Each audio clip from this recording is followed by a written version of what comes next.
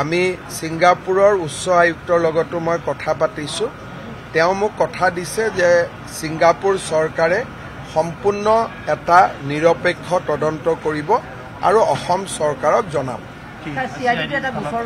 CIDত অসমৰ বিভিন্ন স্থানত শ্যামকানু মহন্ত আৰু সিদ্ধাৰ্থ শৰ্মাৰ বিৰুদ্ধে গোচৰ পঞ্জীভুক্ত হৈছে কিন্তু আটাইকেইখন থানাতে পঞ্জীভুক্ত বা FIR দিয়াত কৰি